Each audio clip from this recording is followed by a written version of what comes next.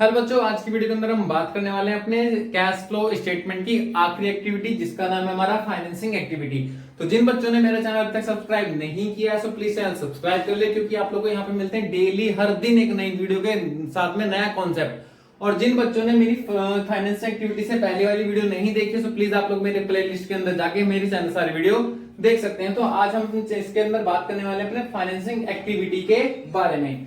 तो भाई financing activity होती क्या चीज है, मैंने आप लोगों को कई क्लासेस में बता चुका हूं कि कैश फ्लो का मतलब क्या होता है, पैसों का आना और जाना। अब पैसों का आना जाना जो है तीन तरीके से मैंने आप लोगों को बताया था। पहला आप लोगों का ऑपरेटिंग, दूसरा इन्वेस्टिंग, तीसरा फाइनेंसिंग। और ये दोनों मैं स्टार्टिंग के पहले आप लोगों को वीडियो में बना चुका हूं। तो आज हम यह सुनेंगे भाई फाइनेंस का मतलब होता है लोन लेना। लोन लेना किस रूप में लोन लेना, वो डिफरेंट काइंड्स हो सकते हैं हमारे लोन लेने के। तो पहले इसके अंदर लिखा हुआ है कि प्रोसीड। बेटा प्रोसीड्स का मतलब है मिलना, और पेपर के अंदर आप लोग को ये वर्ड ही कॉपी करके आना है, प्रोसीड ही लिख के आना है। तो उस वीडियो का मतलब है कि proceeds from issue of shares, यानी कि अगर कोई कंपनी मार्केट में अपने शेयर बेचना चाहती है और वहां से जो पैसे रिसीव होते हैं, वो बेटा आप लोग का बनेगा फाइनेंसिंग का पार्ट। अब जो है हमारे शेयर्स कितने तरीके से इशू किए जा सकते हैं, दो, एट पार, एट प्रीमियम।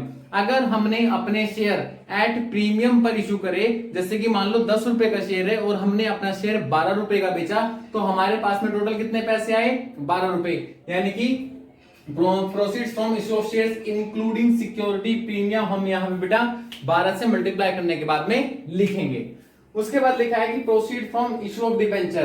बेटा डिबेंचर भी एक तरह की बिजनेस की लायबिलिटी होती है, लोन होता है जो कि हम बाहर वालों से उधार मांगते हैं। अब जैसे ही हम उधार मांगते हैं, और उधार यानी कि लेना, हमारा लोन लेना किसका पार्ट बनेगा, फाइनेंसिंग के अंदर। लेकिन बच्चों यहाँ पे कुछ देखने वाली बात है, मैंने लिखा है कि इंक्लूडिंग सिक्योरिटी प्रीमियम। अगर हमने अपने डिबेंचर प्रीमियम पर इशू करे हैं तो हम उसको ले लेंगे, लेकिन अगर हमने अपने डिबेंचर डिस्काउंट पे इशू करे हैं तो डिस्काउंट हमारा ऑपरेटिंग का, नॉन ऑपरेटिंग उसके अंदर जो एक ऑपरेटिंग एक्टिविटी के अंदर नॉन कैश आइटम जाता है वहां जाके ऐड होगा, यहाँ पे नहीं आएगा। लेकिन ध्यान रखना बच्चों, प्रीमियम को शामिल करेंगे, लेकिन अगर हमने अपने डिबेंचर डिस्काउंट पे इशू करे तो उसको शामिल नहीं करेंगे। अब लोन रिसीव, बच्चों आप लोगों ने देखा होगा, आप लोगों को सुना भी होगा कि जो करंट लाइबिलिटीज होती हैं, वो करंट लाइबिलिटी जो होती है ऑपरेटिंग का पार्ट बनती है। लेकिन मैंने आप लोगों को वीडियो के अंदर बताया था कि करंट लाइबिलिटी के अंदर बैंक ओवरड्राफ्ट शॉर्ट टर्म होते हुए भी वो आप लोगों का फाइनेंसिंग का पार्ट बनेगा, ऑपरेटिंग का पार्ट नहीं बनेगा। यानी कि लोन लेना जैसे कि बैंक ओवरड्राफ्ट या फिर लॉन्ग टर्म लोन, बैंकों से लोन लेते हैं, वो भी आप लोगों का यहीं पे ऐड होगा। तो स्टार्टिंग के 3 पॉइंट ही आप लोग के ऐड होने वाले हैं। बच्चों नीचे जो 4 पॉइंट गिवन है, इन्हीं की 3-4 चीजों का अपोनेंट यानी कि उल्टा है। तो उसके अंदर पहला पॉइंट लिखा है कि पेमेंट फॉर रिडम्पशन। बेटा रिडम्पशन का मतलब होता है रीपेमेंट, किस चीज की, देखो प्रीफरेंस शेयर कैपिटल और डिवेंचर। पीएससी का मतलब है प्रीफरेंस शेयर कैपिटल और डिवेंचर, यानी कि अगर हम अपने प्रीफरेंस शेयर कैपिटल या डिवेंचर को वापस यानी कि रीपेमेंट करते हैं, लोन की वापसी करते हैं, तो प्रीपेमेंट होगा और हम यहाँ पे उसको क्या कर देंगे, माइनस कर देंगे। नेक्स्ट लिखा हो buyback of equity share capital. अब बेटा सर बेटा इक्विटी शेयर कैपिटल बायबैक क्यों लिखा, क्योंकि नॉर्मल कंपनियों में यह माना जाता है कि हमने जो कंपनी है, जो डिवेंचर जो कंपनी है, जो उसने इक्विटी शेयर कैपिटल इश्यू किया है, उसको कभी भी वो वापस नहीं करेगी, जो पैसा उसने उधार लिया वापस नहीं करेगी। लेकिन कुछ कंडीशंस के अंदर क्या होता है कि कंपनियां उन पैसे को भी, इक्विटी शेयर कैपिटल के पैसे को भी क्या करती है बेटा, वापस करती है। अब अगर उससे पैसे वापस करेगी तो उसके लिए हम रिडम्पशन वर्ड यूज नहीं करेंगे, क्योंकि जो इक्विटी शेयर कैपिटल होती है वो हमारे ओनर होते हैं और ओनर के शेयर हम दोबारा से खरीदेंगे, यानी कि buyback of equity share capital use किया जाएगा। और वो भी हमारी रीपेमेंट तो है ही है, तो वो भी हमारा क्या हो जाएगा बच्चों, माइनस हो जाएगा। आखिरी डिविडेंड। बेटा डिविडेंड जो होते हैं नॉर्मली आप लोगों ने 3 तरीके होंगे, लेकिन यहाँ पे इसमें आपको 2 पढ़ने हैं। इंटरिम डिविडेंड, जो साल के बीच में इक्विटी शेयर्स कैपिटल के ऊपर रीपेमेंट करी जाती है, सॉरी डिविडेंड यानी कि प्रॉफिट डिस्ट्रीब्यूट किया जाता है, उसको बोलते हैं हम डिविडेंड। ठीक है, अब साल के बीच में पे करेंगे तो इंटरिम, और साल के एंड में पे करेंगे तो फाइनल। और मैंने इसके बच्चों क्या लिखा हुआ है, लास्ट ईयर वाला। आपको dividend payment propose dividend 2 given होंगे, करंट ईयर और लास्ट ईयर। तो करंट ईयर का आपको कुछ नहीं करना है, ऑपरेटिंग चाहे फाइनेंसिंग कौन सा ऐड करना है आप लोगों को, वहां पे ऐड करेंगे, और यहाँ पे क्या करेंगे बच्चों, माइनस। और कौन सा वाला, दोनों में ही लास्ट ईयर। आगे interest paid on loan and debenture. अब इंटरेस्ट भैया हमने बैंक से लोन लिया है या हमने डिबेंचर जो लिए हैं, तो उन डिबेंचर के ऊपर हम अगर पेमेंट करते हैं इंटरेस्ट की, तो वो भी हमारा क्या बनेगा, खर्चा ही बनेगा। सर एक छोटी सी चीज मैंने कहा, क्या बच्चों, सर वो डिविडेंड जो है क्या इक्विटी शेयर कैपिटल के ऊपर जाएगा? नहीं बच्चों, अगर प्रीफरेंस शेयर कैपिटल के ऊपर भी आप प्रॉफिट वापस करते हो तो उसका नाम भी डिविडेंड ही कैलकुलेट किया जाएगा। लेकिन डिबेंचर के ऊपर जो आप अपना इंटरेस्ट दोगे उसे हम डिविडेंड का हिस्सा नहीं मानेंगे, क्योंकि डिबेंचर हमारे लिए लायबिलिटीज होती हैं। तो इंटरेस्ट पेड ऑन डिबेंचर यानी कि interest paid on loan and debenture भी हमारा इसी का पार्ट बनेगा।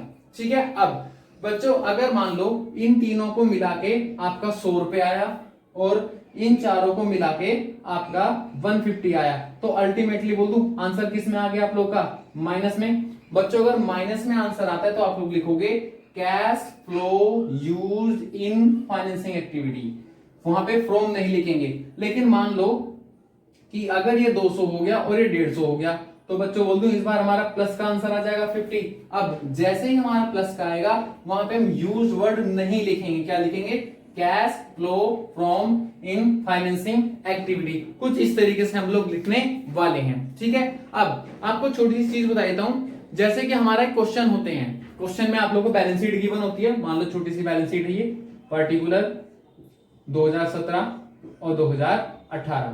यहां पे लिखा है इक्विटी शेयर कैपिटल।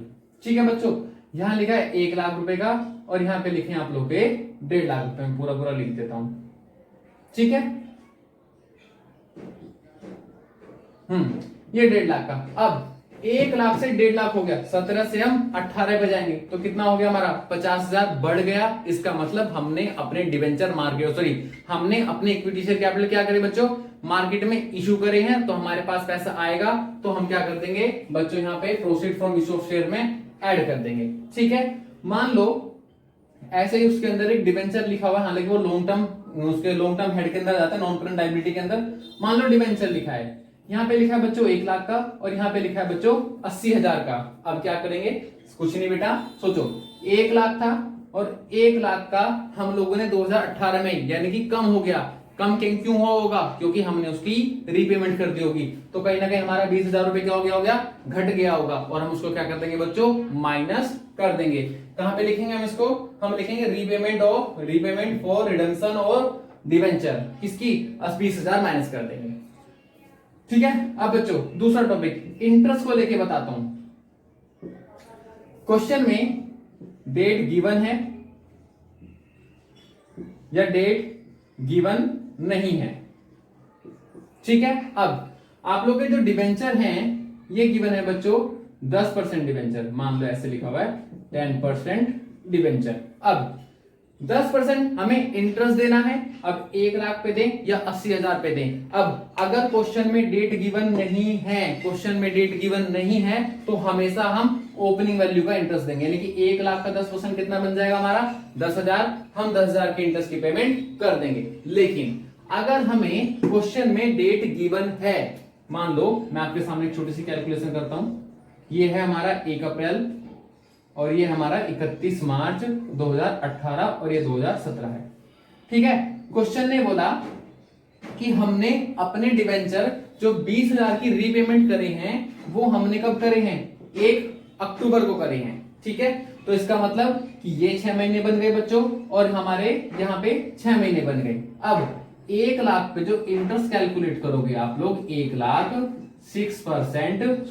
10% इनटू में कितने महीने, केवल 6/12, सेम एज इट इज। अब आपने यहाँ पे 20,000 की पेमेंट कर दी, आपके ऊपर उधारी कितने की बची बच्चों, 80,000 रुपए इंटू में 10% इंटू में 6/12, और जो हमारा इंटरेस्ट निकल के आएगा हम उसी इंटरेस्ट को यहाँ पे कहां पे लिखेंगे बच्चों, इंटरेस्ट पेड ऑन लोन या डिवेंचर, यहाँ पे ऐसे कैलकुलेट करके लिखेंगे। सो प्लीज अगर आप लोग को मेरा वीडियो कंटेंट सब कुछ पसंद आया तो प्लीज चैनल को सब्सक्राइब कर लें और प्लीज वीडियो को लाइक करना। और अगर आप लोगों को वीडियो पसंद है तो प्लीज ये फाइनेंसिंग है, इससे पुरानी वीडियो भी आप लोग को वीडियो के डिस्क्रिप्शन के लिंक में मिल जाएगी, पुरानी वीडियो के लिंक, और प्लीज वहां पे जाकर उन वीडियो को आप लोग अच्छे से देख लो ताकि आप लोग का कॉन्सेप्ट जो है पूरा क्लियर हो सके। सो प्लीज आज के लिए थैंक यू।